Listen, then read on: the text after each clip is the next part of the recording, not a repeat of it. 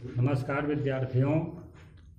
आज हम सब क्लास 9th साइंस के बायोलॉजी का अध्याय 7 जीवों में विविधता के पाठ का अध्ययन करेंगे। तो सबसे पहले जैव विविधता किसे कहते हैं। तो जैव विविधता को जानने से पहले हम जाने इस पृथ्वी पर लगभग 1.7 से 1.8 मिलियन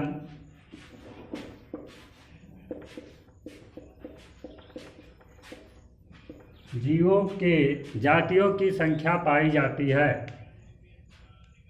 और सभी जात के जीव भिन्न होते हैं। उसी के आधार पर जैव विविधता की परिभाषा है, जीवधारियों के बीच पाए जाने वाले अंतर को जैव विविधता कहते हैं। जैसे कि अंतर क्या होगा, कोई जीव एक कोशिकीय होता है, कोई जीव बहुकोशिकीय होता है,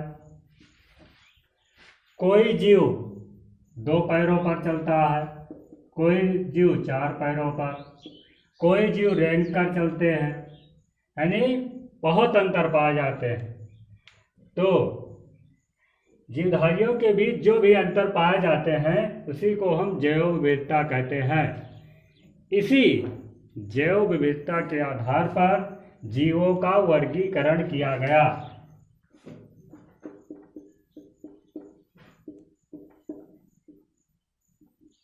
जीवों का वर्गीकरण किया गया कि प्रत्येक जीव को अलग अलग रखा गया और उनको कैसे पहचाना जाए, इसीलिए इसका वर्गीकरण किया गया।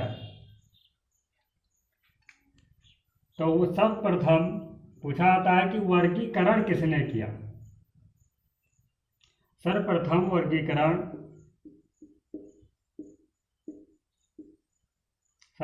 जीवों का वर्गीकरण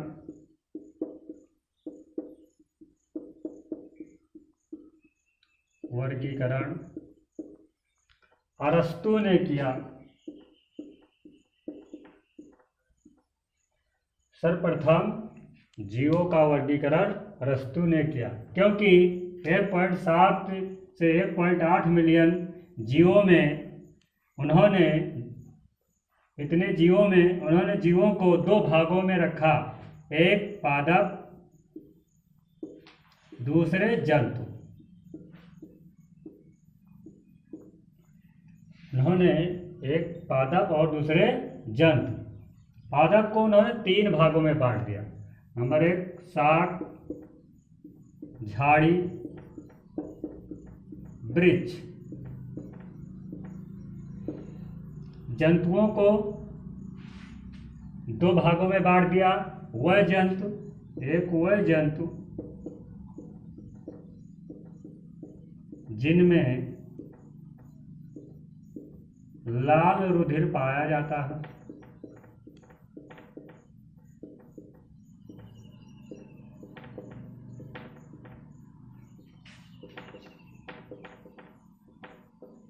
और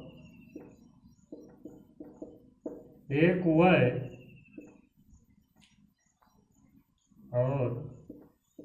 वह जिनमें लाल रुधिर नहीं पाया जाता।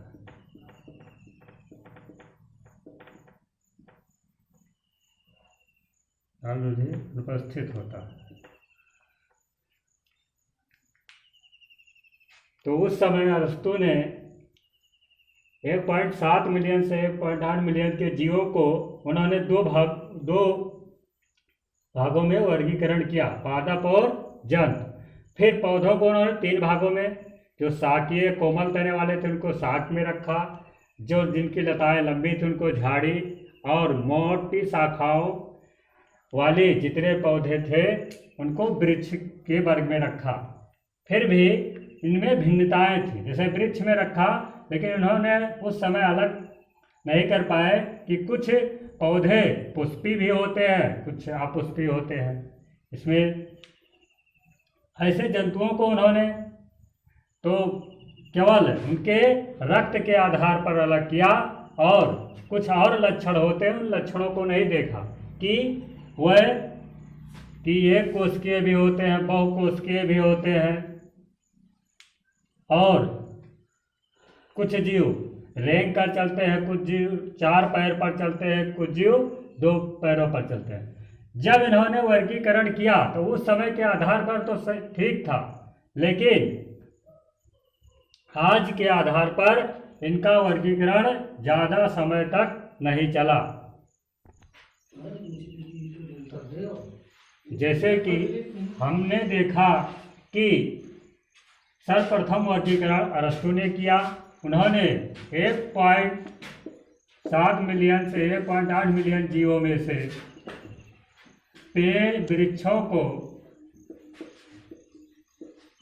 और जंतुओं को अलग किया, पौधों को किस तरह अलग किया, जंतुओं को, लेकिन उनका वर्गीकरण ज़्यादा दिन तक नहीं चला।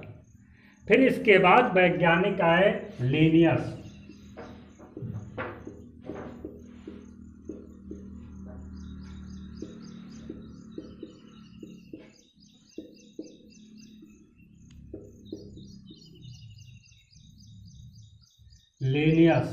लीनियस ने एक वर्गीकरण दिया जिसका नाम दिया द्वि जगत वर्गीकरण। पूछा भी जाता है क्वेश्चन कि द्वि जगत वर्गीकरण किसने दिया था? लीनियस ने। वर्गीकरण विज्ञान का जनक किसे कहा जाता है? लीनियस को। तो ये चीज़ें हम याद रखेंगे। अब द्वि जगत वर्गीकरण में इन्होंने केवल इतने जीवों में से पौधों को अलग किया, पादप और जंतुओं को। कहा कि जो पौधे हैं उनके पौधों के आधार पर रख दिया, जो जंतु है जंतुओं के आधार पर। जैसे पौधों में इन्होंने कुछ जीव जैसे कवक को रखा, पौधों को तो रखा ही, और कुछ बैक्टीरिया, मांस, लाइकेन, इन सबको पादप जगत में रखा। जंतुओं को उन्होंने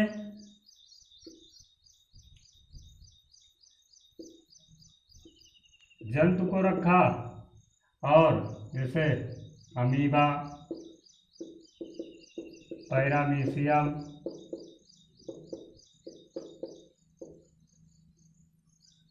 इन सबको रखा। लेकिन इनमें भी विभिन्नताएं पाई जाती हैं। पौधे से अलग कुछ कवक होते हैं, कवक से अलग कुछ बैक्टीरिया, बैक्टीरिया से अलग कुछ मांस और लाइकेन। इनमें भी बहुत से लक्षण होते हैं जो अलग अलग होते हैं, एक जैसे नहीं होते। ऐसे जंतुओं में कुछ जंतु एक कोशिकीय होते हैं, कुछ बहुकोशिकीय होते हैं। इसको इन्होंने ध्यान में नहीं रखा, इसीलिए इनका वर्गीकरण ज़्यादा दिनों तक नहीं चला। फिर आगे आए वैज्ञानिक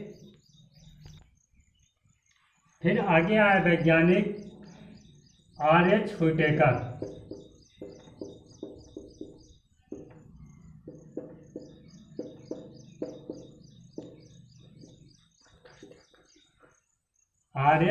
हुइटेकर।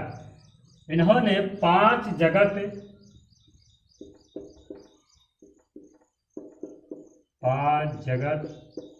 का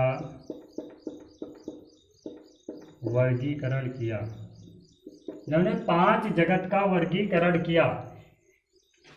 इन्होंने जो 5 जगत का वर्गीकरण बनाया, जो इस समय में ज़्यादा सफल है। इन्होंने 5 जगत का नाम क्या दिया? जगत मोनेरा, जगत प्रोटिस्टा, जगत कवक, जगत पादप, जगत जंत। अब इनके लक्षणों के आधार पर अलग अलग किया। कैसे?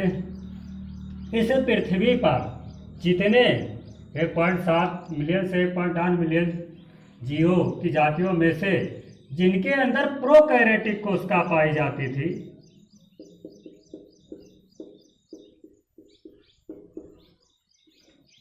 प्रोकैरियोटिक कोशिका। अब कोशिका क्या है, तो कोशिका वाला वीडियो आप पिछले वीडियो में देख सकते हैं कि कोशिका क्या है। नहीं जानते हो तो जान लीजिए। इस पृथ्वी पर जितने भी जीव पाए जाते हैं उनके शरीर का निर्माण कोशिकाओं से ही हुआ। दो प्रकार की कोशिकाएं पाई जाती है, प्रोकैरियोटिक और यूकैरियोटिक। तो इतने जीवों की जातियों में से जितने के अंदर प्रोकैरियोटिक कोशिका पाई जाती थी उनको जगत मोनेरा में रखा, और जिनके अंदर यूकैरियोटिक कोशिका पाई जाती थी और बाकी जगत थे यूकैरियोटिक कोशिका इनके अंदर भी पाई जाती है, इनके अंदर भी यूकैरियोटिक कोशिका पाई जाती है, इनके अंदर भी, इनके अंदर भी। अच्छा, इन चारों के अंदर अगर यूकैरियोटिक कोशिका पाई जाती है तो चार जगत बनाने का क्या कारण? फिर उन्होंने देखा कि यूकैरियोटिक कोशिका में इनके चारों के अंदर पाई जाती है, लेकिन कुछ जीव एक कोशिकीय होते हैं। तो जितने जीवों में से जितने के अंदर यूकैरियोटिक कोशिका पाई गई। अब फिर उन्होंने देखा कि कुछ जीवों के अंदर एक कोशिकीय होते हैं, तो उनको जगत प्रोटिस्टा में रखा, ये एक कोशिकीय होंगे। फिर और इन सब के अंदर बहुकोशिका पाई जाती है, ये बहुकोशिकीय होते हैं। अगर इन तीनों में बहुकोशिका पाई जाती है तो ये तीनों को अलग अलग क्यों रखा गया, एक ही में क्यों नहीं रखा गया? फिर इन्होंने इनके पोषण के आधार पर अलग किया।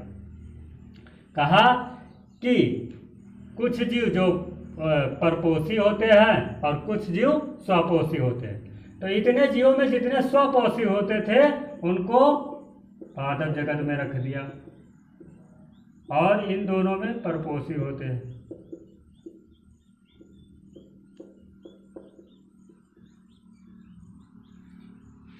अच्छा, जब इन दोनों के अंदर परपोषी, ये दोनों जब परपोषी होते हैं तब इनको क्यों एक ही वर्ग में नहीं रखा गया? तब इनके खाने यानी भोजन के आधार पर रखा गया कि ये कैसे खाते हैं। तो जो कवक होते हैं अपने भोजन को अवशोषण करते हैं, खींचते हैं अपने भोजन को, और जंतु जो होते हैं अपने भोजन का अंतःग्रहण करते हैं।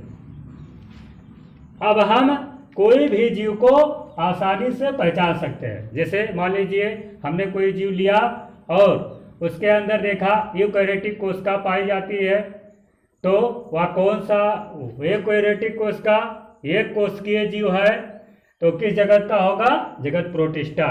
अगर कोई जीव है अपने भोजन का परपोषी है, भोजन का अवशोषण करता है, बहुकोशिकीय यूकैरियोटिक कोशिका पाई जाती है, तो वह कवक जगत का प्राणी है। अगर कोई जीव स्वपोषी है, बहुकोशिकीय है, यूकैरियोटिक कोशिका पाई जाती है, तो वह पादप जगत का जीव है। कोई जीव जिनमें प्रोकैरियोटिक कोशिका पाई जाती है, अधिकतर प्रोकैरियोटिक कोशिका वाले जीव एक कोशिकीय ही होते हैं। बस आज के लिए ही इतना ही। आगे का वीडियो जल्द ही आपको प्रोवाइड किया जाएगा। वीडियो को लाइक, शेयर, कमेंट करना ना भूलें।